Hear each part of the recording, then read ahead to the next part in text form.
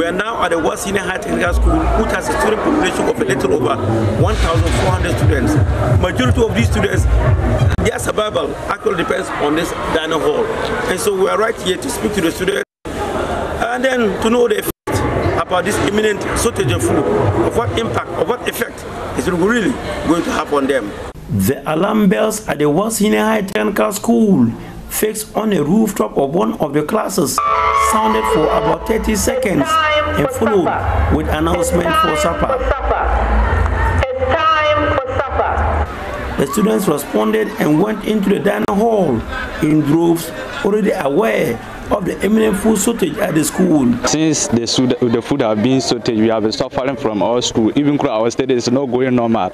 As there is in the normal breakfast, when we go to take breakfast, there is not even a little drop of sugar. There is not any sugar for you. We normally take it raw, which is affecting us. Some of us like this, when we are coming, we are not able to get money to buy gari, sugar, and milk in those days. So as we are in school right now, studies is really difficult for us. Sometimes we'll go to the class, we want to study because of the hunger. We cannot study. We just learn small and we'll start to sleep. Because when you don't have something in your stomach, definitely you can't learn. Looking at it too, if you don't have anything in your stomach and outside there is also hard, definitely our parents cannot get us what we need in order to study. That is the food aspect. So looking at it, in fact, we are really dying. Most of our students are not even yet reported because of the shortage of food. The students say the menu has not been altered due to the imminent food shortage. Authorities at the school only look for them the food that is available at their store. For the past 2 months, we have been taking TZ as supper. Every evening we are taking TZ. Now when you look at it, just today. What were you taking? We're taking, normally we used to take Banku, we used to take TZ, but nowadays it's only TZ. Okay, for the supper, as we expect to eat TZ today evening, but the afternoon time our headmaster he announced to us that when we go to the food shop that there is not any corn for us to take TZ again, that we only rice, and the rice we eat the rice. The shortage, according to the students, also led to the quantity and quality of the food being reduced. We will go to dining hall and we will get ladle, one laddles. Every student per 1 ladle, and it has been a problem that is facing us. Even coming to the dining hall, the lunch, the supper, when you go, the quantity of food that we're supposed to serve in each bowl is now decreased, and when you eat, it will not get to any time, and you feel angry again, who will not help us in our studies academic to improve our work. They appeal to the government to quickly come to their aid to prevent the imminent closure of the schools. Our president, Nana Akufo-Addo, we need your help. We need you to pay the teachers so that they'll be able to come back, and our food too. We need you to get it for us, because when the Form 1s came, you didn't give the Form 1s their food. They came and used our food. So right now we are shortage of food. So we need you to try your best and do everything for us. So we are appealing for the government that even if there is not going to be any food, but he should let our juniors go home, so that we the form teachers will be able to get enough food and study out hard to pass. If not, in fact, it's not going to help us at all. We try to speak to authorities here at the school. They would not like to speak to us on camera for fear of victimization, but the information that we have gleaned on indicates that they had calls from the regional buffer stock telling them that they want to treat the Apple situation as an emergency, and so they are going to deal with it locally here. And so they have asked people to go to the market and also do a market survey, and after which they will report to them. The situation at the World Senior High School is also not different. A drive around the school showed majority of the students have since not reported back to school from the Eid celebration. The blunt truth, however, is that majority of them are staying away as a result of the food shortage and wouldn't want to come only for the school to be closed down in the next few days. Reporting for JoyNews, Rafik Salam. something of good. Majority of the students are coming from this region. Our parents or their parents are not able to provide them with any provision. I mean, like food. They themselves are even struggling at home to eat. So if the students do not get one meal, if the school were to run short and not able to provide them with either a breakfast or a lunch or a supper, it is just that there's no food to give to them. Trust me, they will riot. Even if the strike was to end today, if the teachers were to call off the strike today, and the food shortage persists, my brother, we cannot have the students. She's complaining bitterly about the kind of food that they give them. The quantity is not enough, the quality too is not there. So she's complaining a lot, and it's, according to her, it's not she alone who is complaining. Almost all their colleagues and everything are complaining about the food. So because of that reason, she sent me a lot of pictures and everything of what they have been taking in the school. So I decided to be sending her some little money to support her to be able to study effectively. Within a week or 2 weeks, I can send her 100 cedis. A man bro school. Now see I'm back to school. Okono to be a man. Someone is our friend last Saturday say your mom will be an anopa. Mom pa. Your mom will be an also Coca Brodum a pampocho. A pampocho. Planet bread. She said, move enough. Don't have to. Now, best go baby keep closer.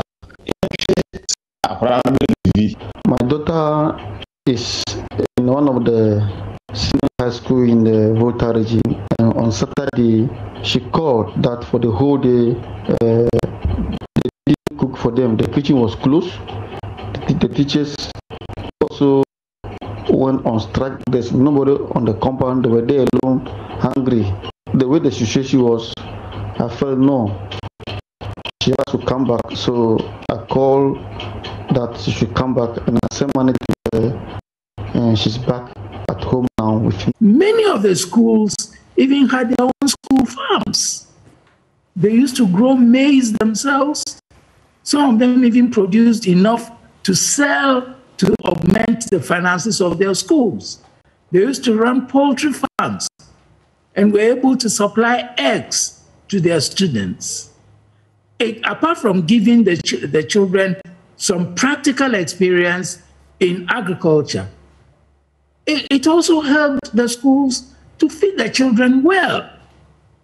Now they have to sit and put their hands in between their legs and wait for somebody in Accra to determine when and where they are going to get their food supplies.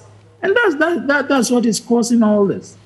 Now, before you can do that, you also have to make sure that this policy, which now government seems to be thinking of accepting, that those who can pay should be allowed to pay. The schools will always have some money to keep the schools running, whilst whatever is due from government will come in, if children are paying for their own feeding. Tuition has always been free since Kwame Nkrumah's time. It is boarding which was costing parents all the time. Now, once government decided to take the burden of boarding, these problems were bound to happen. The challenge that we have within the food supplies arrangement, which is being coordinated by the buffer stocks, has to do largely with delays of payments, which usually results in delays in the supplies of food. As a long-term measure, the Minister for Education has engaged some banks, ADB for instance, is one, to find an alternative source of payment or funding with the full food supplier arrangement, where suppliers have to supply food, then the banks will quickly go in, pay the claims that this supply is made, and at the end of the day, government reimburses the bank. So in the long term, that is what we believe will be able to sustain the current arrangements that we are having. But of course, as a very short-term measure, there has been reports of food shortages and potential food shortages in most of the schools. I mean, if you read the press that was issued by Upper West Chapter, clearly they cited a potential food shortage And based on that, the Minister for Education has to act and intervene. And as I speak with you, arrangements have been far advanced for suppliers to supply foods to avoid a potential food shortage within the region and some schools that may have similar challenges. So yes, we do admit the food challenges. Sometimes it may not necessarily be even delays in payment. A lot of time you may have some logistical constraints like storage facilities being out of the food. But like yes, we do admit that it has more to do with the delays of the payment and the suppliers not having the power or the capacity to be able to supply against the future. But this is being worked on. Right, so you had a report from WA by Rafiq Salam. You had also complaints coming from the Maoli school and other parts of the country, parents complaining about their children being starved. And then you had Professor Ivan Adai-Mensah, former VC of the University of Ghana, who has also been saying quite a lot about the need to review this system over a while now, except that it does appear that the government doesn't want it mentioned. Even when the word review is used, it does appear that there is so much against it. In 2021, in May, Joy FM, the Super Morning Show particularly, had gotten parents calling into the show and complaining about the circumstances of their children's education in the system and made suggestions as to improve it. In fact, the show also featured the GES in the discussions as to interrogate a path forward, which will be better for everybody else. The president, speaking at a ceremony at the University of Cape Coast on Saturday, May 29, where he was giving an honorary doctorate degree, accused this station of running a campaign against free SHS. Just feedback. He was uncomfortable with it. Now, as you listen to some of the matrons and the heads of these institutions, they talk about the problem having persisted for about 2 years now. The question is, why have they not been speaking? They almost all seem to speak in unison that they have been afraid of victimization. Why so? Now, let me begin with Kofi Asari, Executive Director of the Africa Education Watch, who have been on the ground and are better familiar with these developments. Kofi, how widespread is this problem of the feeding, and what do you know to be sort of the solutions that are being introduced? We understand like people like Ibrahim Muhammad took, for example, 1,000 bags of rice and several other things in a whole trailer to Tamale Secondary School. And I think yesterday I was listening to the headmaster there, feeling very grateful that that is what has sustained them for a while now. And parents are also being asked to contribute. In some schools, parents are being asked to contribute 500 Ghana cedis. It's not compulsory. Morning, Samson and the panel, and then morning to the viewers and then the listeners. I want to indicate that what is happening today is not new. It's always happened per CHAS's own Eastern Regional release, and that it appears that the magnitude and the dimension is much bigger, and wider this time. But I'm aware that emergency measures have been put in place. About 60,000 bags of rice and then 10,000 bags of sugar were supposed to have been deployed on Tuesday. They began arriving from Wednesday. I'm also informed that about 50 million Ghana cedis payments have been made by the Ministry of Finance to buffer stock to pay some of the debt. And that is what I know so far as the emergency measures put in place to mitigate the symptoms, not to solve the problem. But something, for us to appreciate this, you must understand that the free senior high school feeding is 70% of the free senior high school program. Okay, so free senior high school is simply government paying your fees. These fees government is paying, 70% is feeding. Now let's understand it within the context of our philosophy as a nation and our attempt to operationalize Article 38(2), which provides free basic education for all Ghanaian children. In 2004, the government then began operationalizing this free education provision in the Constitution by starting with the free basic education. Government then determined that those to benefit from free education were those in the lower income brackets. By so doing, government determined again that the means testing it was going to use to determine those who were in the lower income brackets and deserved free basic education was the private-public dichotomy. And so the assumption then was that if a child is attending a public basic school, they are more likely to fall within the low income bracket, and then vice versa for private schools. This is why, after 16 years or so of running free basic education, it only exists for children who started their education or who attended public primary schools. Now, if you are providing free basic education for these cohorts, which you believe are below the low income or within the low income brackets, it is only logic within this same framework to say that as these same children progress to secondary, continue providing them a free education. On the flip side, those you determine that were not qualified to enjoy free because they do not belong to the low income bracket by virtue of they being patrons of private education. When they proceed to secondary or progress to secondary, it is logical to say that once we determined at basic that you were not in the low income category because by virtue of you being patrons of private education, continue and pay for your fees at secondary. This should have been the logical transition from junior high school to senior high school within the context of providing free basic education.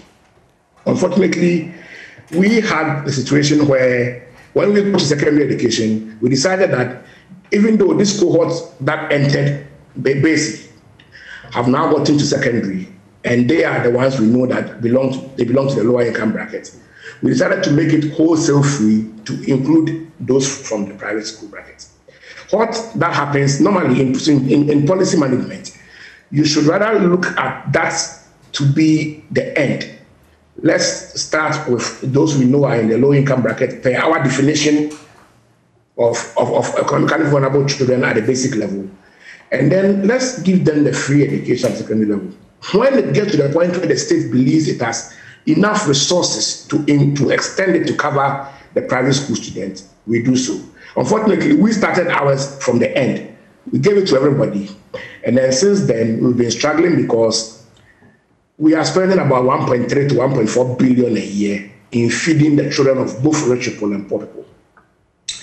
Now, once you do so, the challenge is that in an economy like ours, Kofi, sorry to interrupt you, but you said we are spending between 1.3 and what? 1.4 billion a year in feeding students in senior high schools. In 2019, the budget was 1.68. In 2020, it was 2.43. In 2021, it was 1.97.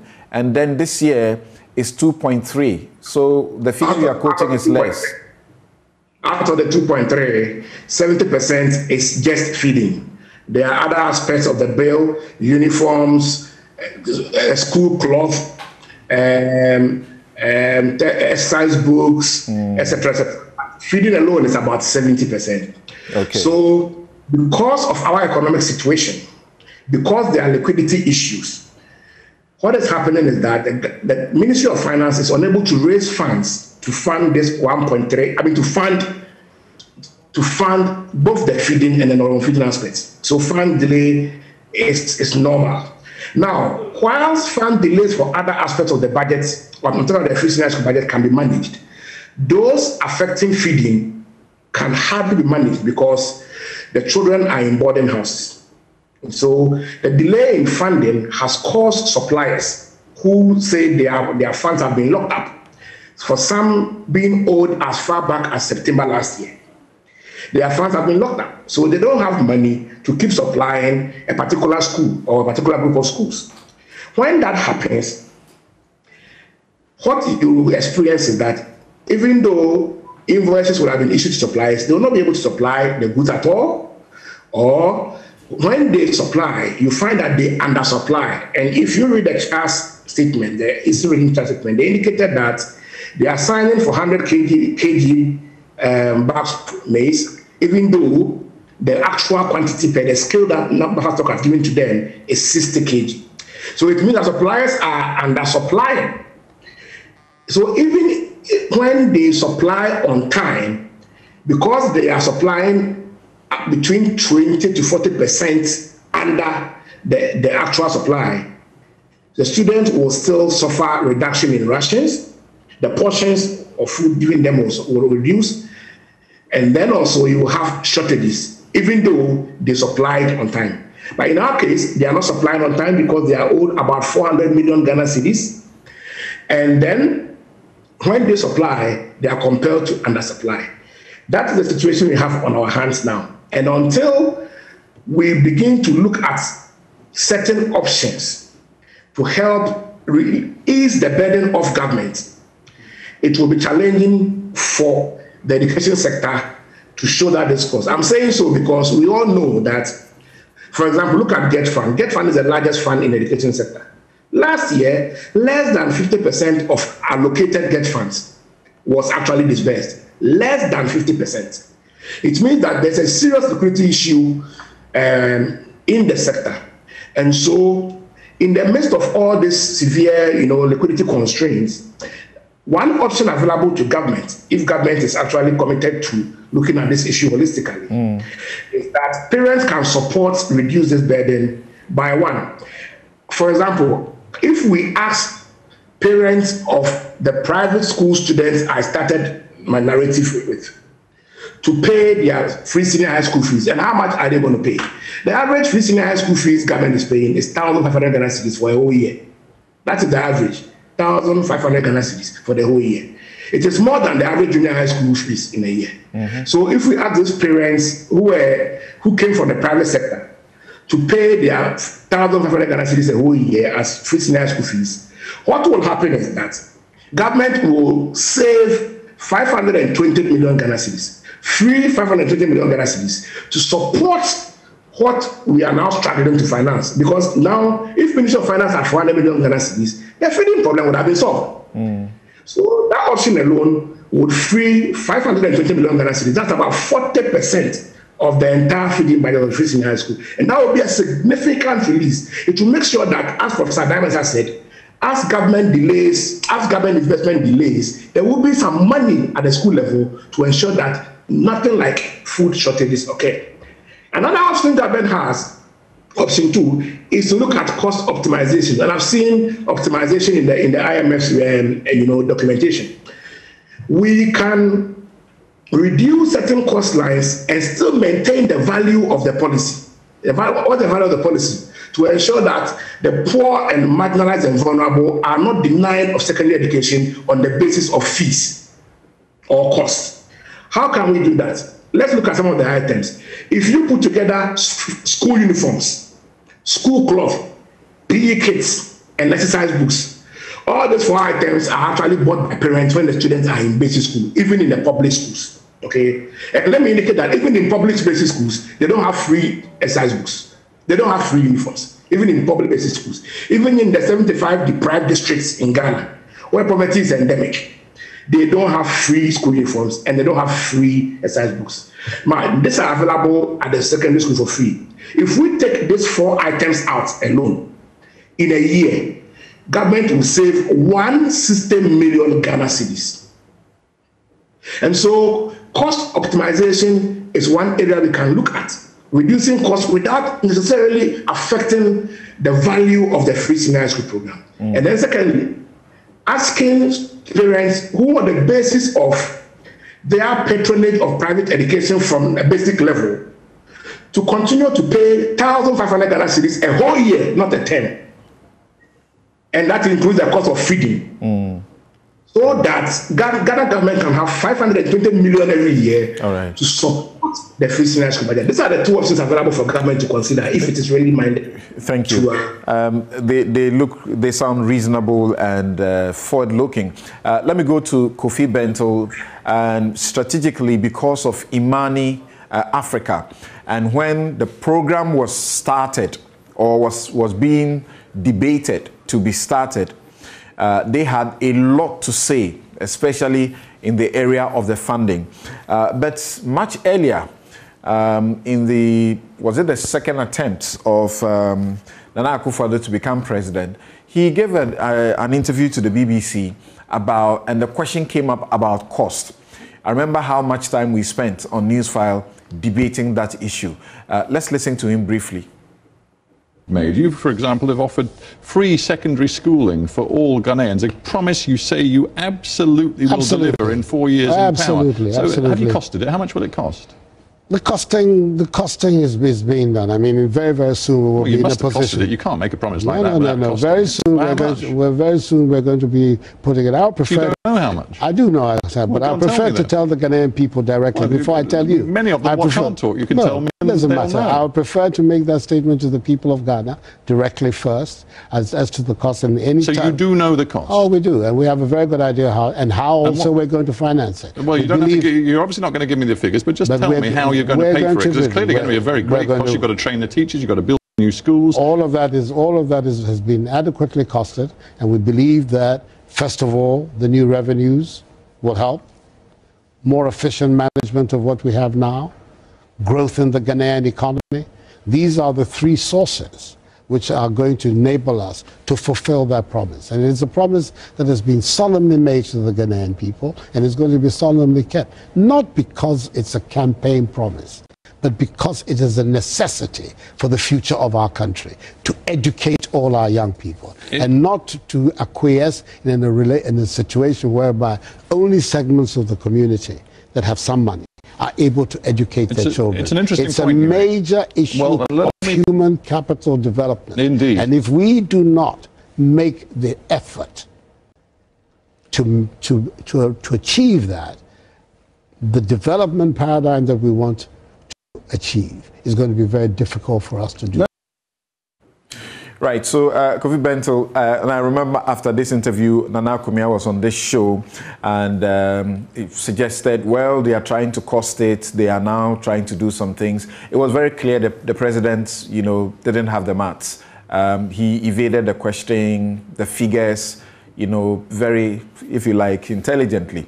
You, at that time, were very big on the question of the funding. Where do you stand now? Well, good morning to my co-panelists and everyone. So we say in the money that we always wish we were wrong. If you ask where do we stand now, we are incredulous. We are asking ourselves, how could we end up like this? Because the warning signs were there from the interview you played. And we had an education desk before 2008, before free SHS was declared. So we were analyzing education. And we had a couple of options, and we were for guaranteeing basic education because we knew that gave us the best, outcome. Then free SHS came. When we analyzed it in our good hearts, okay, what we realized was that the idea is what we all wanted, but the plan is exactly what will kill free SHS or what will kill education guaranteed for the poor, and not something. There is no parent in the almost 20 years of our education activism we have come across who is not proud to pay for their child. And I'm talking including poor people. What I mean is that for people who have the means, there was no problem of they seeing their kids through school. So the issue was that you had good enough schools, and that's why you had the private schools blowing up. So the real focus was on the public schools and poor parents. Poor as in they want to, but they can't. And so they ask for help. So we did a lot of work on scholarship. So when free SHS came and you asked where do we stand, what we kept talking about was that you can achieve this goal without going the route you are saying. And I heard Kofi Asare speak, and I totally agree with him. If you go ahead the way this is structured, you may end up destroying even what we have, and you may not achieve what you are looking to achieve. And here we have a situation where Kofi Asare was just telling you, and I'm saying so because I don't want you to necessarily use what Imani has said. Boarding school is the problem. It is not the solution. When Kwame Nkrumah ran us all into boarding school, he had a plan for it. He had it well costed and well financed, and it succeeded. Now, going down the line, it is not necessary for you to do what we needed to do in the 60s and had a different economic dynamic right now in 2022 when we totally have a different economic dynamic. So where do we stand? We stand in a situation where what is not necessary to guarantee education for Ghanaian children is what is killing education for Ghanaian children. Nobody can make a good enough argument why we should pay for rich people and even ordinary people to go to boarding school. There is no argument. If you ask me where do we stand, we still stand by that. It does not make sense to pay for people to go to boarding school free. Not even the developed countries do that. Let me add this point. The only reason why we get into this kind of crisis, there are only two reasons. One, it's a lack of funds, and two, a lack of competent management. Only two. A lack of funds and a lack of competent management.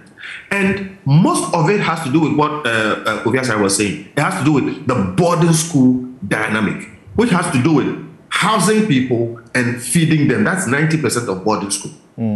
Is this... And that is not what is required to deliver good enough free education. But that is what is killing it. That's where we stand as a country today. Is this the problem? Your own Bright Simmons says that free SHS will end up turning all the public secondary schools in Ghana into Saito, like it happened with primary schools, just as analysts predicted.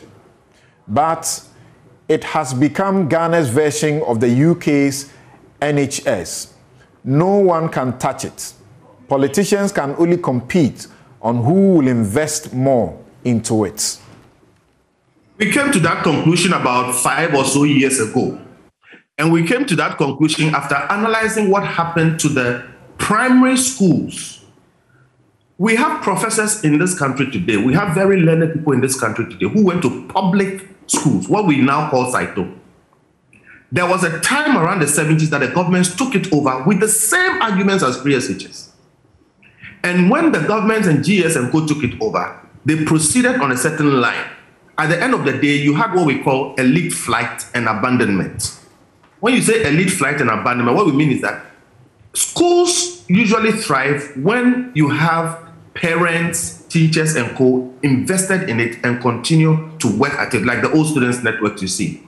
Elite flight and abandonment is where government takes over. They don't allow anybody to talk.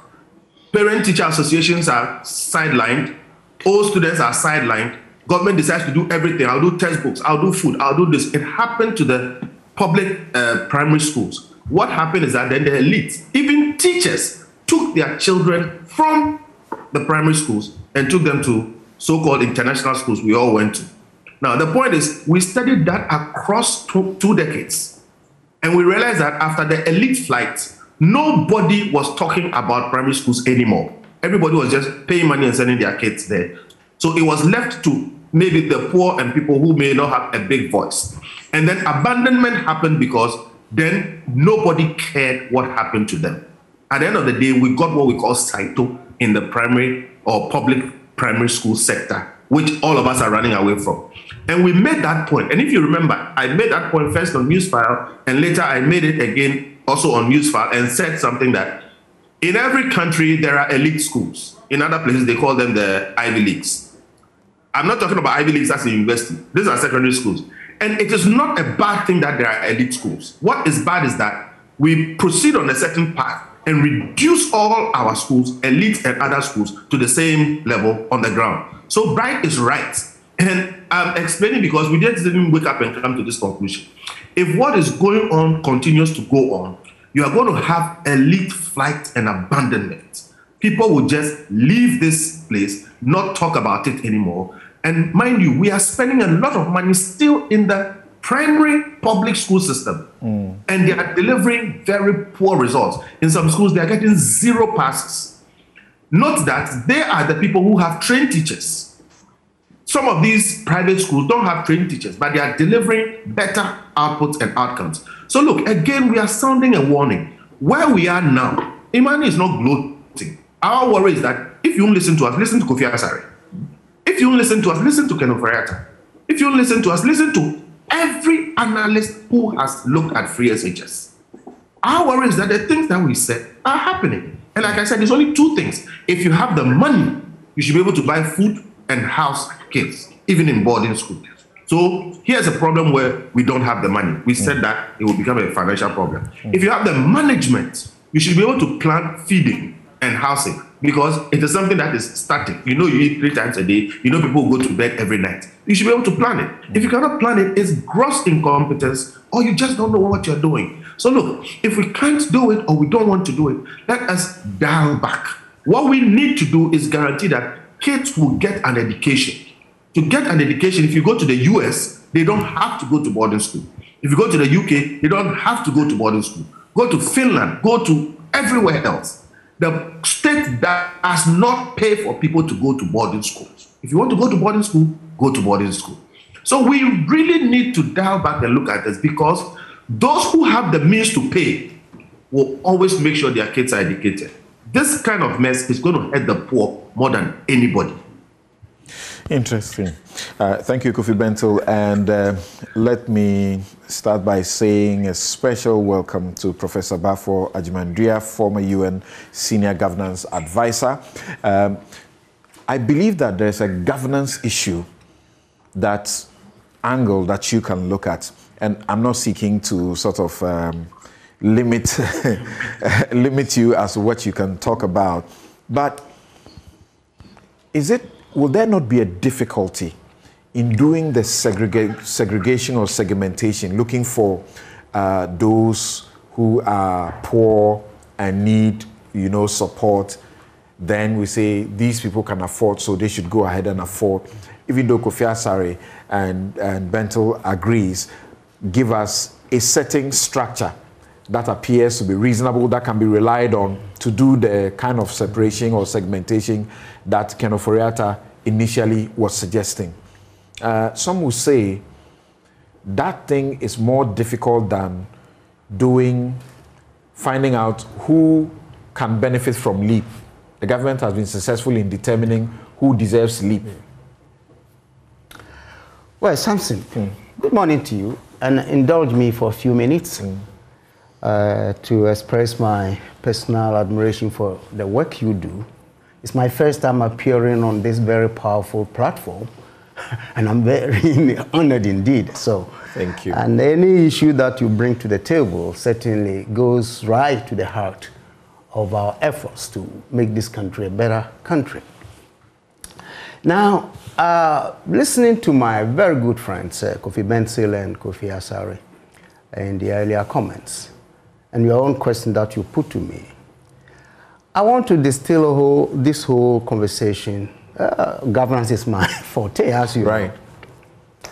And it strikes me that both of them were talking about government taking over everything. And of course, our second subject is also to talk about size of government. And that is very crucial in understanding the challenges that we are facing today. The effort of governments over the years to want to be the center of everything that goes on in this country, and therefore centralizing everything. Look, Samson, the origin of school feeding program, as you well know, started in the early 2000s. At the turn of the century, the millennium, the United Nations came up with this agenda of Millennium Development Goals for 15 years or so. And amongst them was to alleviate hunger, reduce poverty, on and on. And within that context, it became clear based on several studies by the UN and other agencies, that for developing countries such as Ghana, perhaps it's important to focus on human development. And to do that, you begin with the schools. So the whole idea of school feeding was conceived for the basic schools, period. And in most countries, they start with the daycare centers, and then kindergarten, and the primary school. And you know why, Samson?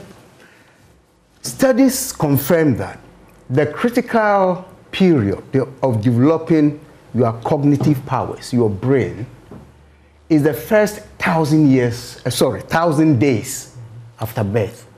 The first 1,000 days after birth. That's why you need all the nutrients.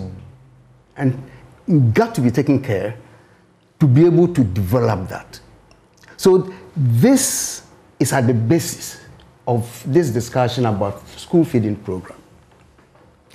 So the first objective was therefore to introduce a program that will help to develop the nutrients, because studies show that in most developing countries, especially the vulnerables, you know, the neglected of these communities, did not have access to good food. Therefore, school enrollment was also not encouraging. So all these were issues that were taken up in the framework to provide for schools. If you look at most countries that introduced these programs, the purpose was simply to develop the basic level of education. And because of the importance of nutrition, to ensure that our children are well fed to be in school, they will grow up and have what it takes to contribute to national development. Now, what we have seen, and I have to also add that, as part of that agenda, the concept of school feeding is not what I see today. The concept was to make it a community school collaboration.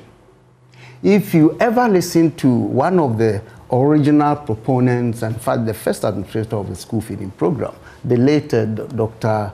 Amoako-Tufo. Yeah, Amoako-Tufo. Yes, he's one of the original. When President Kufuor introduced it, he explained it clearly that first is an effort to develop the local economy so that at every level of the school feeding program, it will be localized. You rely on food produced in the community to feed the children. That's right. And by so doing, you are improving the local economy itself, and then the kids will have ready access, or the schools will have ready access to the school. This was how it was supposed to be structured. Right. Now, for all kinds of political reasons, subsequent governments have decided to take it forward. In fact, with the free SHS, that seems to be the discussion today. It wasn't meant for senior high school. School feeding wasn't meant for high schools. Now we have brought it to that level and added so many freebies to it without regard for the nation's ability to sustain it, you see.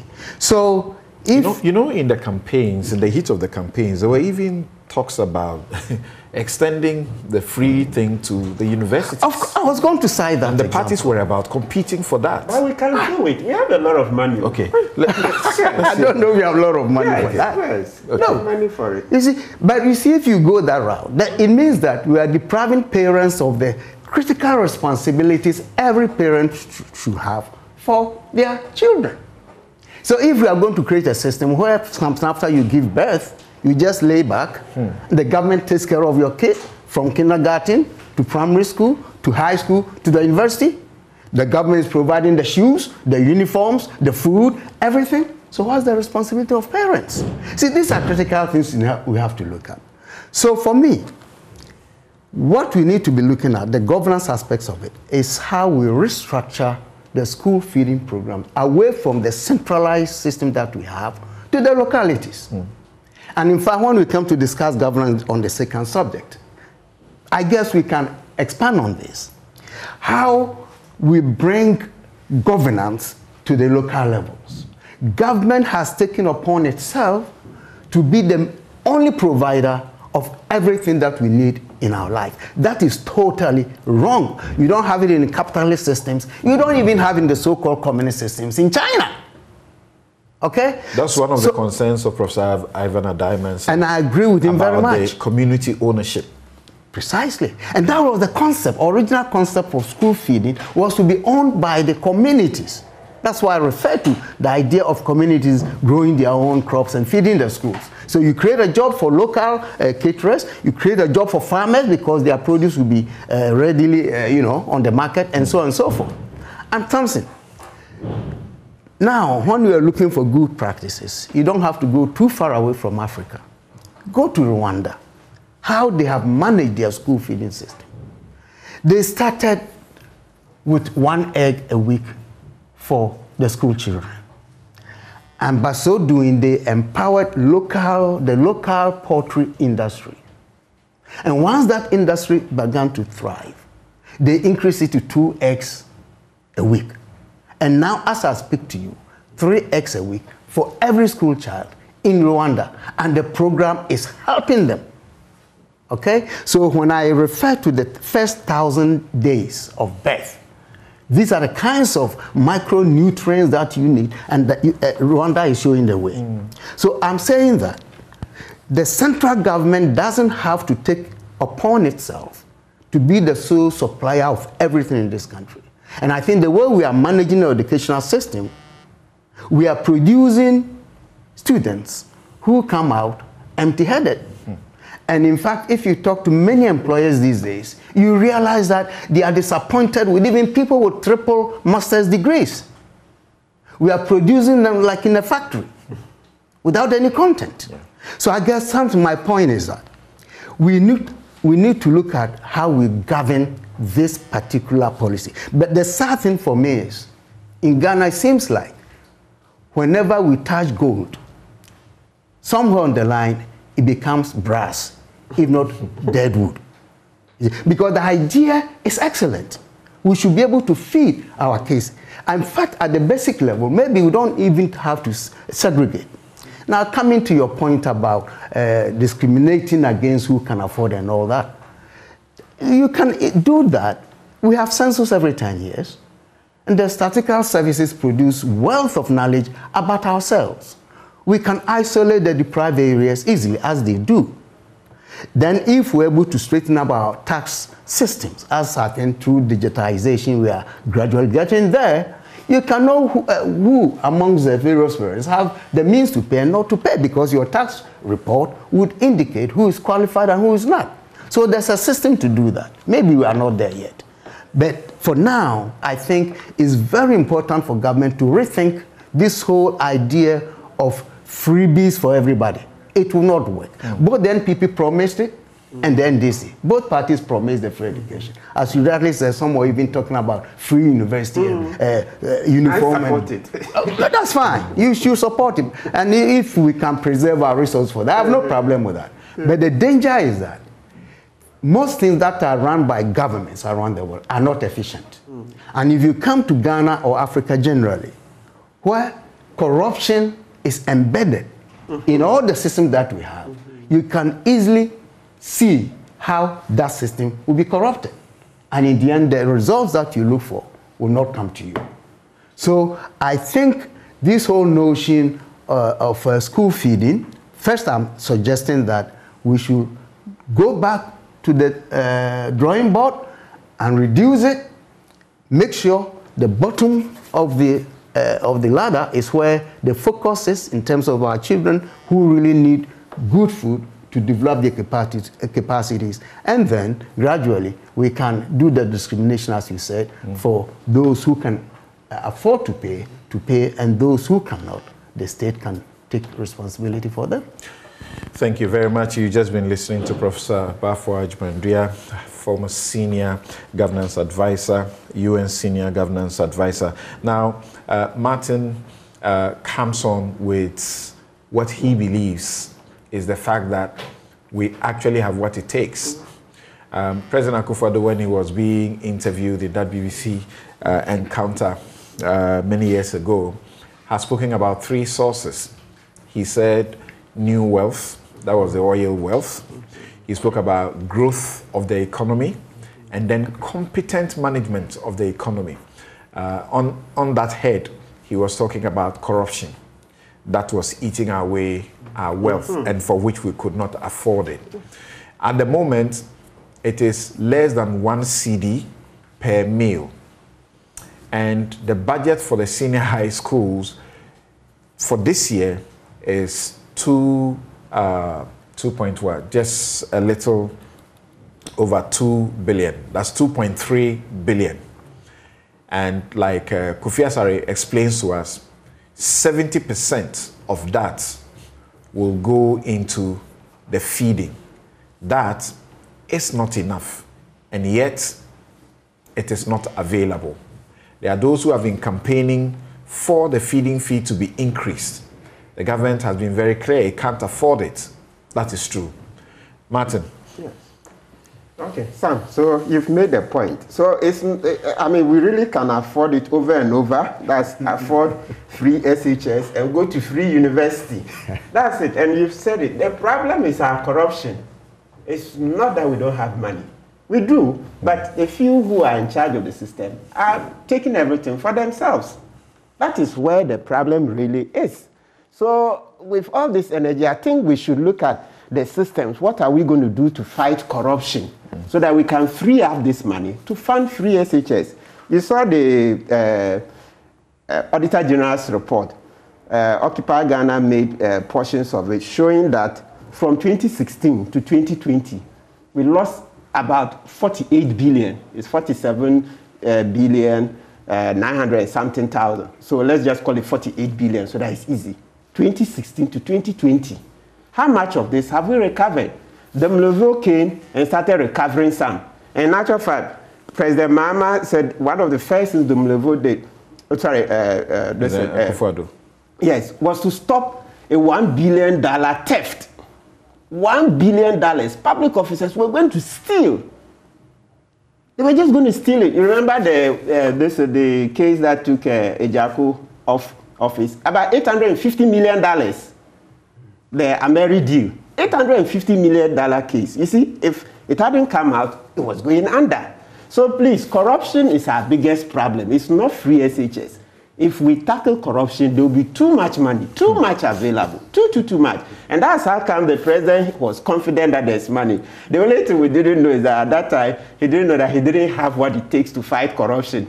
Upon coming to office and seeing the trappings of office, he himself now, I'm sure the jury is out there saying that no, he's not the right man to fight corruption. I'm sure it's very clear to him now that he's really not the right man to fight corruption. And so, we would need somebody else who has the energy, who has the willpower, because President Kufuor is sure that he's really not the one. And Samson, you and I know that we'll never leave this case, the case with the OSP, the Northern Development Authority case, where a public officer, a former public officer blows alarm that somebody is about to steal 5 million Ghana.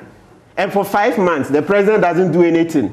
The chief of staff is written to in January, and June, still nothing is done. So it tells you that really it's all about corruption. It's not about that one. Are you disturbed about the fact that the president appears not to have heard anything? Yeah, extremely. Because the officers involved are under his command and control. And so it shows a conspiracy. Yes, so I'm disturbed, showing that no, it tells you that the officers are not acting alone. There's a strong cabal, a very strong cabal, supported by officers in the presidency that are in charge of this. And so, yes, there are figures, and when there's a contract, there's an opportunity to pad it, they'll pad it. There's opportunity to double, they double, then they chop the money. That's how it's working. You see, so it tells you that it's corruption that's a real problem. People are making millions of dollars, and that is the real truth. Look, let's say, for example, you talk about the bonds. You see, Kujo's take. They take Kujo did. Finance minister, as we sit now, it's public knowledge. He himself told this in parliament. He's made 160 million Ghana cedis from the bonds we've issued. It's not a secret. He appeared before parliament and they asked him, Samson, let's repeat, finance minister or his company, Data Bank, has made about 160 million Ghana cedis from our borrowings. One man. So what do you think? That's just borrowing on the bonds, so government contracts, these road contracts and the rest. What do you think? So people are making money for themselves. Free SHS, 1.3 billion a year. That's nothing. That's why you don't want to listen to the other side of the coin that, yes, he and his deputy may be associated with the two institutions that are responsible for the Eurobonds, yes, and they have made so much. Yes. But Databank has always done that job, yeah, whether it is MPP in government or not. Yes. What do you say to that? Yeah, so what I'll say to that is that before then, the pie was usually shared. You know, Toby Afede has Strategic African Security, SAS. They also took part. There are other companies, but now it's been monopolized. You see, so now the finance minister is in charge, his company and they do what they get all of it. So you see the difference. They take it, 160 million Ghana cedis from our borrowings, and we are not yet done, so we still have some time to go. So you see that with this current situation where it's all family and friends. Oh, good, Sam, and let's make this clear. Professor Bopin has been referring to it. The president himself has said that our biggest challenge, okay, in public finances, okay, is the exemptions regime. Yeah, Professor. Tax exemptions. Yes, and the other things. You see, so they give family and friends. You know that popular hotel, one of his in-laws, they gave hundreds of millions of dollars in tax exemptions, and a lot of other companies, okay, mining companies, and you name them. So the president himself is on record to have admitted that our biggest challenge is the exemptions regime. Mm. That is the biggest challenge. Chicken change. You refer to the Occupy Ghana statement. Yes. So what can the citizens do beyond complaining?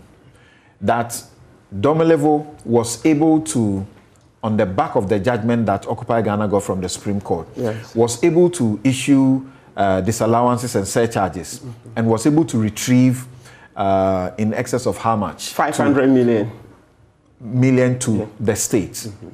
His successor, mm-hmm, just refuses to issue, yes, surcharges and disallowances. Yes. Occupy Ghana has been complaining. Yes. Almost all civil society organizations, mm-hmm, now coming together, the, yes, 34 civil society, yes, organizations. Citizens Coalition mm-hmm, is also complaining, mm-hmm, and they are making steps to sit down with him and talk, yes, to him. Yes. Occupy Ghana has issued threats, mm-hmm, to sue. Mm-hmm. What else can the citizens do? Yeah, so citizens have to come together. Let's have more demonstrations. More demonstrations. Look, Sam, the truth is that we've not shown that much anger. And the reason some are finding it difficult to show that much anger is because we bastardized JM. We thought JM was the worst, the vampire we had never seen in our history, and that would be the last. So you talk to people who are even this side of government, and they're like, oh, I mean, we can't believe it. We drove out JM, okay, and now, through the president's lack of willpower to fight corruption and all the other things, including bathing in the skies, he has resurrected JM, making JM look like a saint. So when you talk to people behind the scenes, what they do is that, they find it difficult to eat back their own words, because we had said so much against JM, thinking that the Messiah, Akufo-Addo, had arrived. Okay, so just like the way we had to eat humble pie and go back to the IMF, I entreat citizens to come together. Let's come together and show more anger. We should let it be known to Akufo-Addo that, look, we voted for him. I used to support him. I supported him. I mean, come on. I just thought that he was the solution to all of our problems. So we should make it very clear to him that he's been very wrong. He's not up to the task. And so maybe he can even leave earlier. Nothing stops him from resigning today. Because after climbing the moral high horse, John Mahama cannot teach me how to keep the public purse. John Mahama cannot teach me how to keep the public purse.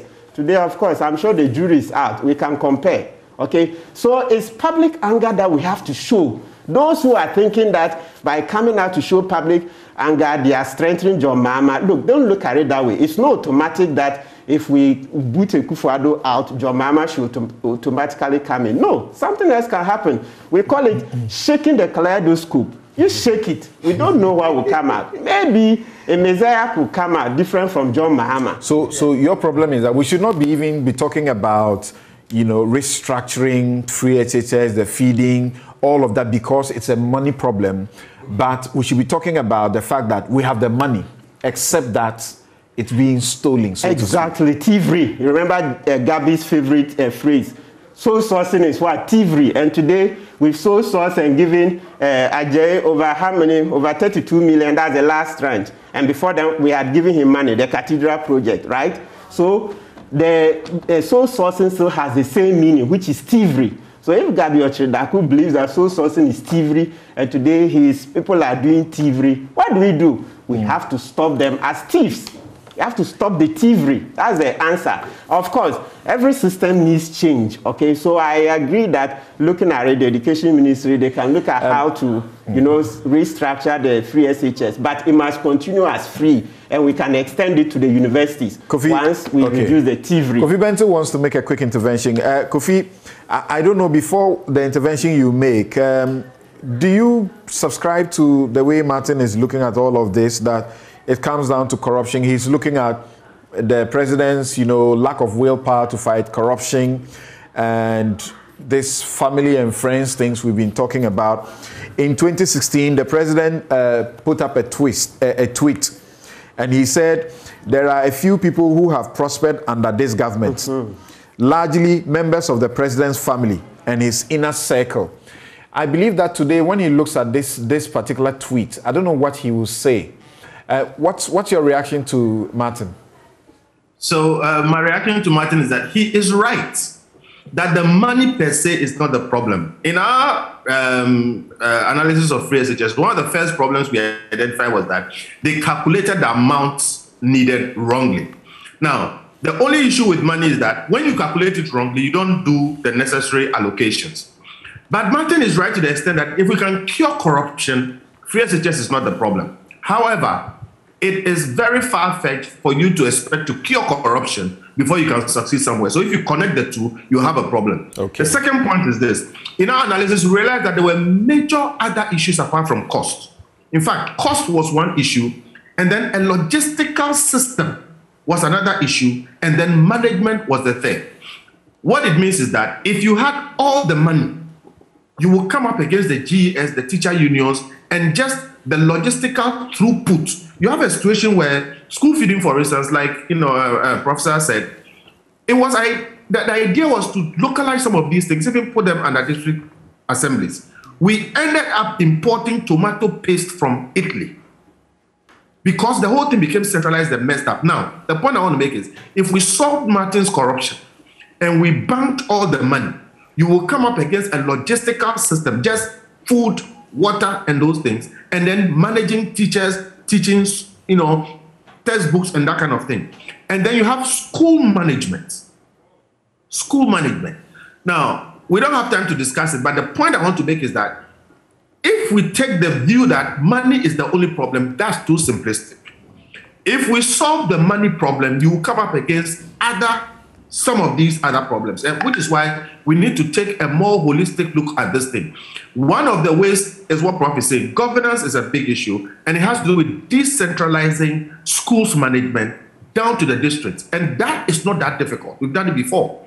Headmasters need to have more authority, and we need to have a situation where this centralized Accra, determination of everything is broken. So I agree with Martin. In fact, one of the things we can do as a country, if we want, if you look at Article 25 and a few of the provisions in the Constitution, is to actually fund education separately and properly. And that's the idea that brought Get Fund.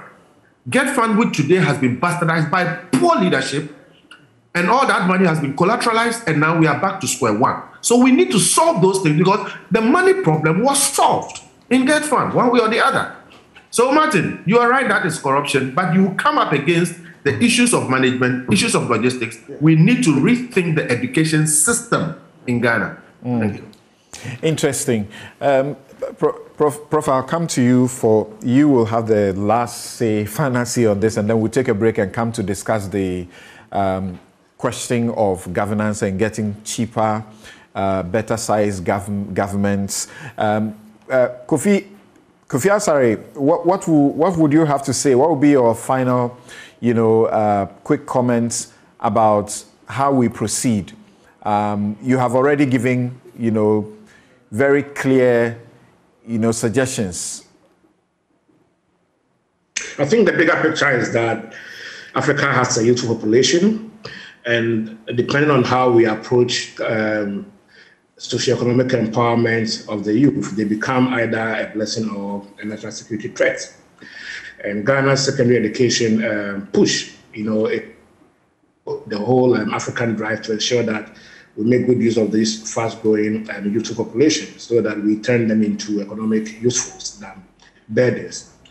In doing so, we must explore cost-efficient ways of delivering secondary education that has quality, that has the ingredients that really prepare some of the youth for the world of work. And within it, we must appreciate that there are about 8 or 9 countries in Africa currently running free secondary education programs. Ghana is the only country in the world that has free secondary education, which is boarding. It doesn't exist in anywhere in the world. And our model defies, the standard practice globally. Our per capita expenditure on secondary education a year for recurrent alone is $2 a day. The global average is less than $1. We are doing about $2 a day on the per capita recurrent expenditure. Capital expenditure exclusive, just recurrent. So it is difficult to predict that we can sustain expanding access to secondary education and ensuring that all junior high school students are able to enter secondary education if we are going to continue with this heavily burdenized system. So as Kofi said, we should be looking at how we deburdenize our secondary education, to the community level so that we can reduce costs, as we have in South Africa, which also have been running about 15 years or so, a free secondary education, but heavily burdened, a heavily day system. The challenge is that we have politicized these strategic decisions. Party A comes and then they say we are building community-based schools. Then they build it to about 70%. Then Party B comes and say, no, we are building boarding schools.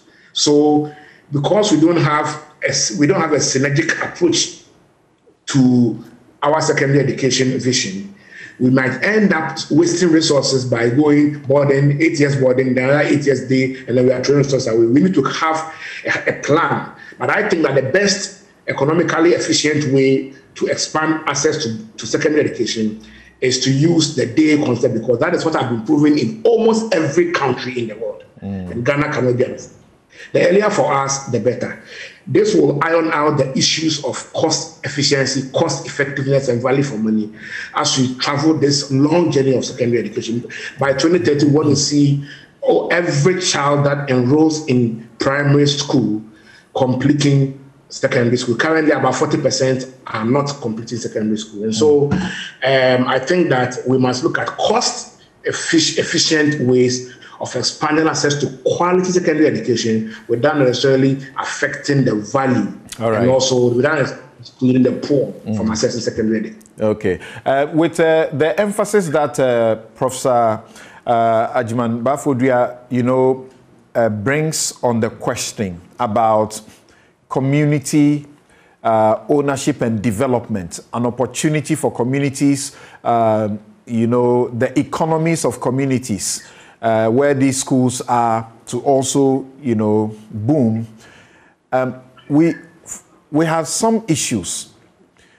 What can be done about that? Because you are in the thick of these things. You go to the communities and you do your research around them. On the feeding, particularly, there was a time that we had, poultry farmers who were supplying the eggs and whatever was needed for the school feeding program, complaining. And I had some of them sending, messages to me directly that it appeared that the political situation had caught up with the feeding as well. Number one, apart from the fact that those two responsible for providing the supplies had been restricted to party people, women in the party. So you have to be a women's organizer or something like that within a particular region or community to be given the opportunity to participate in the school feeding.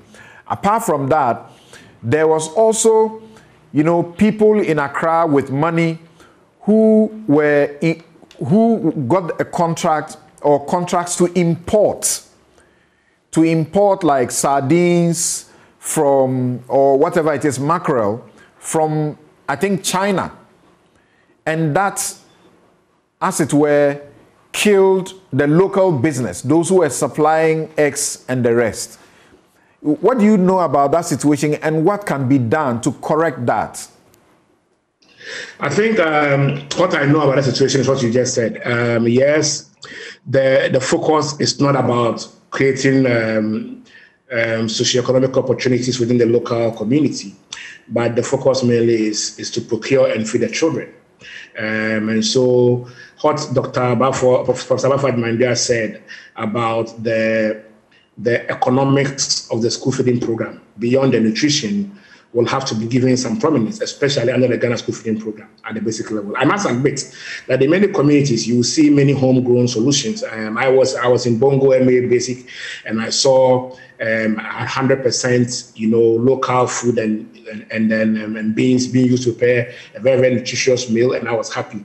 I think a lot of effort have gone into trying to localize, you know, the menu of the Ghana school feeding program. But at the secondary level, because senior high schools are not community owned, because community participation in the management and governance of senior high schools is not as, it's nowhere toward, near the level of community participation at the basic level. It is something that must be intentional on when signing contracts for procurement and when committing them. But there are two things that need to happen before we can have increased local content. If you can list that, just list them for us. The first one is that we must be prepared to pay more, because the cost of rice, okay, local rice is sometimes expensive than imported rice. So if you sign a contract with me to supply rice, 100 kg, and you want me to buy local rice, you must be prepared to pay more, because the cost of production in Ghana is high. We're taking loan at 30% interest rate compared to 1% in China or so. So we must be prepared to pay more and understand that we are creating jobs and building our GDP. Right. And the second is what? The second is that we must depoliticize the procurement of food in our educational system. If we depoliticize it, then you are going to have a situation where the education ministry or the buying agencies will now be dealing directly with a lot of farms and factories directly, reduce the middlemen, so that we get good value for money. All right. And then we don't bring in unnecessary agents within the value chain or the supply chain. Thank you very much, Kofi Asare. Yes, Prof. Mine is a very simple one. In the next, during the next discussions, I think we'll have opportunity to exchange on the interesting points you made. Okay. But for now, I wanted to recall the comment by Professor Dai-Mensah that you played when he referred to the idea, notion of schools growing their own food at the back. Yeah, then I think that's a powerful statement. We shouldn't overlook that. You see, back in 2004, I had the opportunity to lead a team, including the then Minister for Local Government, Mr. Ajay Mensah, if I remember, short, nice guy with a cap. We went to Germany for 2 weeks to understudy their decentralized system. And we came away with a very interesting philosophy of the Germans. It's like the onion ring theory. You see, if you open an onion, there's a center. Then you have these layers coming all the way out. So they look at society's development in such a way that it begins with the core, the family. Then the family's existence will then, of course, depend on the next layer, which will be the community, to simplify it. Then beyond the community is the nation. So if we are talking about development, they have a concept they call help for self-help. Help for self-help, which is that you have to initiate your development. And as you are doing so, and there are some difficulties beyond your capability, the government will step in. I'm just simplifying this theory. What it means is that in the present situation, if we allow the local communities to take charge of this, let them use their own capabilities, but where they are unable to do so, government will have a policy to come and back them up. You see, we have to have a certain philosophical underpinning for what we do. All right. Otherwise, we do things without any rationale and in a very haphazard way. And that's what we're experiencing. Okay. Yeah, I just wanted to thank you very much. Kofi, in a minute, what's it you want to add? So we've studied the coupon system and the idea of empowering the local economy. I agree with Prof that it has to be philosophical. The philosophy should be to decentralize it totally. Correct. Any centralization goes back. The coupon system allows you to empower the local economy because you give a coupon to the child and the child can go and buy the food wherever they want. So indeed, they can buy from the local watches seller. And when the watches seller is a good watches seller, they accumulate coupons and they can go and redeem that for cash or for foodstuff or other things. What that does is that nobody has to buy anything. Nothing is centralized. Okay. And then what exists already in the community grows. We can explain it later, but that has been tested in other places and has been shown to be the best model. Okay. But certainly we should be doing away with the procurement mentality where... The coupon system allows you to do that. It decentralizes procurement. We are using the local products already, and then somebody shows up to say, I can bring in these tons of sardine or mackerel from China, and then we give the whole contract to them, obviously for the kickbacks that exist in there. Some of you have sent in your messages. Let me start with the ranking in Parliament on education. Dr. Clement Apak, he says, the food situation in our secondary schools is worrying, and it is not just schools in the upper region. Of course, we have seen charts from the eastern or western region also issue a statement in that regard. They wanted to shut down. Why are buffer stock food suppliers not making food available to the schools? Does government owe buffer stock food suppliers? If so, how much? Well, maybe you joined before Kofi Asare took us on that issue. And why must government owe buffer stock food suppliers when 2.3 billion was approved for the free SHS for 2022? Something doesn't add up. Well, that's an interesting question. By the way, he has filed an urgent question on the buffer stock and its suppliers. So he's hoping that the education minister will be in the house to answer to them. Right. The education minister is a minister that I believe all of us have hope and trust that he's more than competent in this regard. Little Tete says Ghana's economy has not seen enough structural transformation to propel it into an economic giant. You can't cut what you can't name. Mismanagement of our taxes is the major cause. When leaders are held accountable, things will change. Let's start here. Then Roak Ghana says we can rely on the planting for food and jobs. Oh, wait, it has already failed. MPP is wrapping power and delivering it to their opponent willingly. Then Sly Dusted says the problem starts and ends with buffer stock.